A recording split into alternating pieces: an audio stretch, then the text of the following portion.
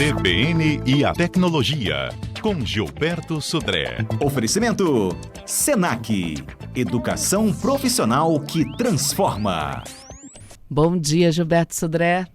Bom dia, Patrícia. Bom dia, ouvintes da CBN. Rapaz, a inteligência artificial, a IA, tomando conta mesmo de todas as pautas ligadas a todos os assuntos. E hoje o assunto de novo, né, inteligência artificial, mais ligada aos buscadores da internet, não é isso, Gilberto? Exatamente, Patrícia. Quando a gente fala de buscador na internet, o primeiro nome que já vem à nossa mente, claro, que é o Google, né? Ele é uma referência na parte de buscadores de internet. A questão é que a IA vem turbinando outros buscadores, né?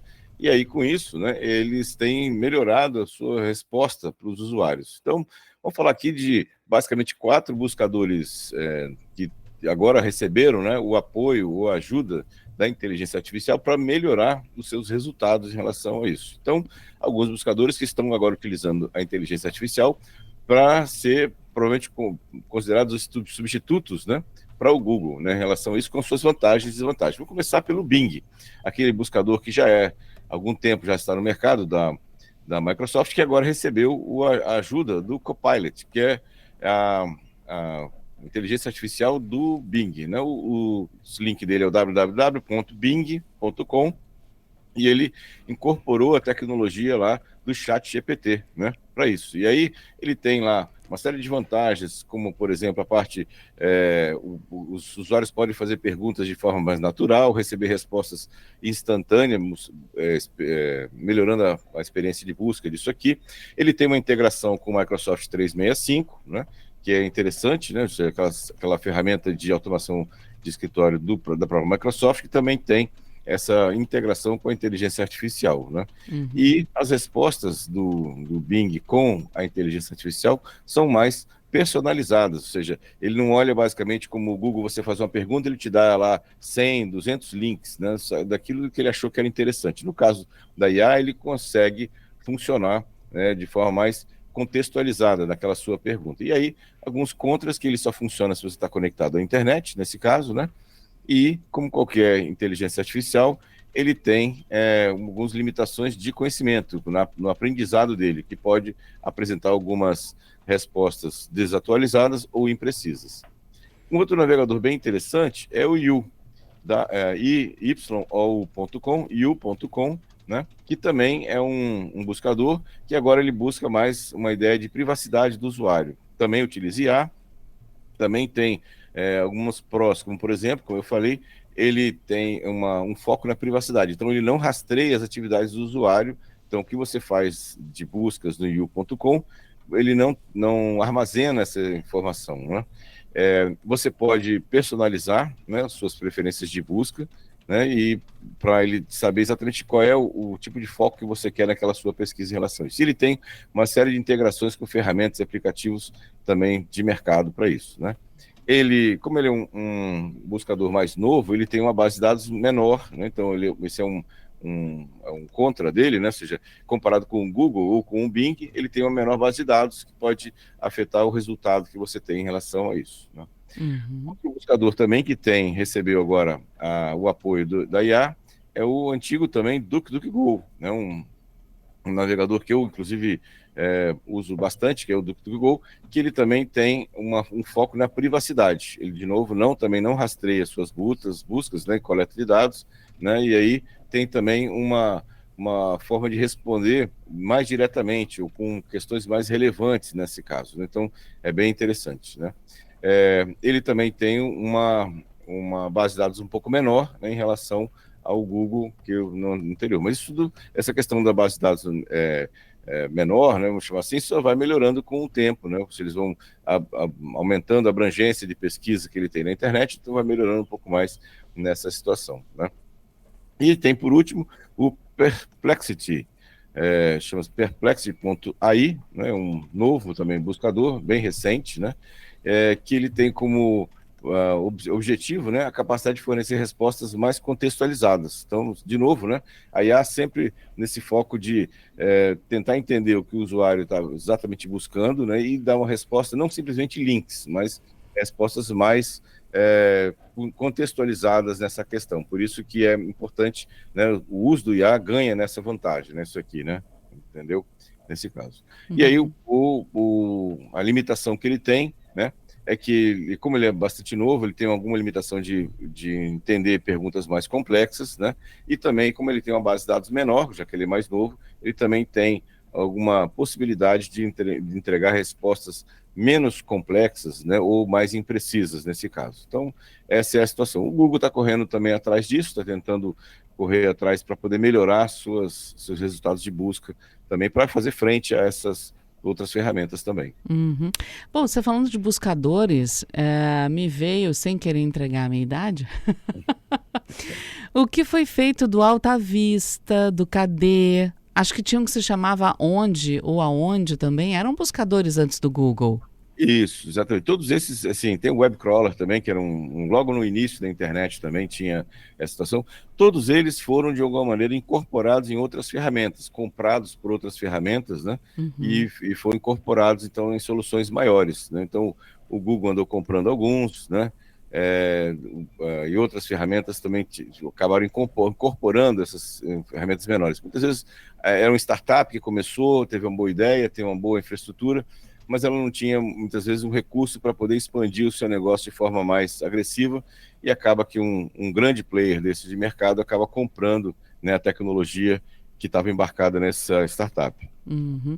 Aliás, ultimamente o que mais tem é incubadora, pessoas querendo ter uma ideia fenomenal exatamente para vender também e ficar milionário rápido, né, Gilberto? A ideia é exatamente essa. Eles muitas vezes têm lá uma boa ideia, né, cabeças boas, criam um produto que é interessante, mas ele não tem muitas vezes aquela quantidade de recurso, né, ou abrangência suficiente para tornar aquilo, escalar aquilo de forma rápida para o mercado. E aí, com isso, eles têm uma boa ideia, têm um bom portfólio, mas não tem esse recurso. Então, uma outra grande empresa que identificou como uma tecnologia muito, muito boa, né, ela vai lá e compra, né, a tecnologia de uma menor. Gilberto Sudré conosco, e agora está na hora do nosso Viralizou. Viralizou. Muitos assuntos no Viralizou de hoje, né, Gilberto? Muito, Patrícia. Bom, vamos começar com o tema da semana, né? Olimpíadas. Olimpíadas, Isso. né? O comitê, né, das Olimpíadas, o Comitê Olímpico Internacional, o COI, finalmente deu uma resposta à ideia dos e-esportes, aqueles esportes eletrônicos, né, os games, né? E criaram, né, vocês deram um ok, e criaram nessa semana, né, um evento específico para os games online, né? Sem votos contrários, né? O evento vai ser um evento específico de Olimpíadas para os e-esportes a cada 2 anos, a partir de 2025. Então, legal aí que temos agora uma nova categoria, né, de esporte olímpico também, que são os e-esportes, né, para isso. Então, e os esportes no e-esportes seriam os mesmos? Porque a gente sabe que tem jogo de tudo, né? Você tem desde basquete, futebol, skate, você tem tudo também eletrônico, né? então, eles estão discutindo, né? Porque realmente, como você comentou, ele tem vários tipos de jogos de tiro, né? Como Counter-Strike, né? Tem vários outros jogos de pessoal, né? Então, se eles estão discutindo agora, na verdade, eles aprovaram a questão do evento e agora estão discutindo como será, né, as competições, como serão as competições e que categorias estarão nessa competição a partir de 2025. Vamos ver agora, vamos acompanhar, né, para saber exatamente como é que eles colocaram isso. Eles estão tendendo, né, a ter 3 modalidades, né, ou seja, mas isso está confirmado ainda. Uma para categoria de esportes físicos disputado numa plataforma virtual, ou seja, com aqueles óculos de realidade virtual, simuladores de esporte e os games, especificamente. Então, eles estão agora ainda discutindo, essa é uma primeira, né, sugestão que foi feita, mas ainda não está fechada. A única coisa que está definida é que em 2025 teremos um evento específico olímpico para os esportes, para isso.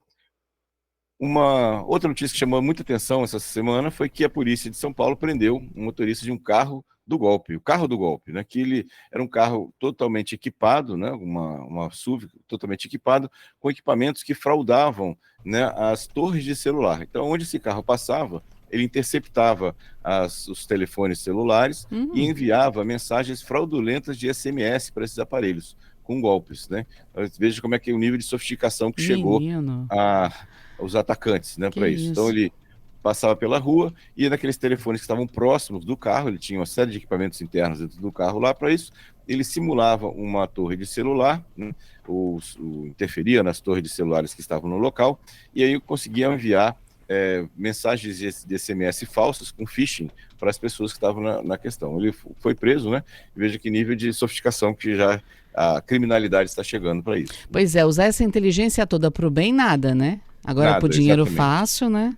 Infelizmente. Pois é. Né?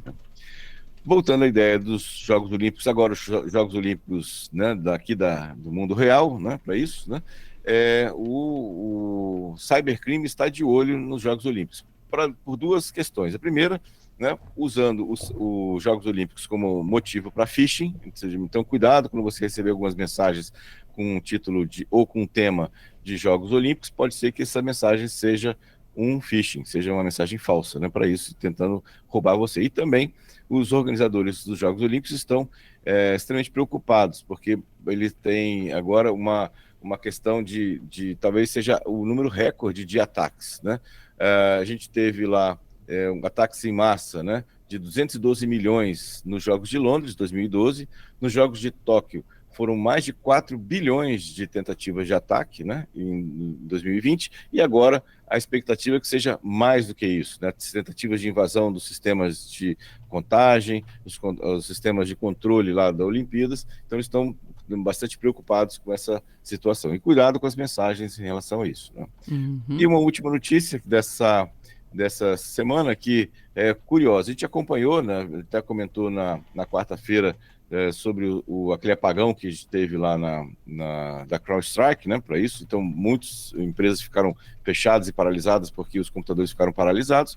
E a CrowdStrike, que foi a empresa causadora de toda essa confusão, deu um voucher, né? Parece até piada, né? Deu um voucher para os trabalhadores que foram impactados com essa questão de $10 cada um. Ou seja, como se isso fosse cobrir, né, os custos e gastos que as empresas tiveram em tratar esse caos que foi instalado por causa de uma atualização errada lá dessa ferramenta da CrowdStrike. Então, ou seja, realmente foi uma piada de mau gosto dessa semana aqui, patrocinada pela empresa que causou todo esse dano. Que absurdo, né? Agora, a respeito desse caso, Gilberto, o que acontece com um profissional que que causou esse problema todo, né? Porque foi uma atualização que não deu certo, alguém criou isso. E alguém apertou o botão para entrar no ar e deu problema.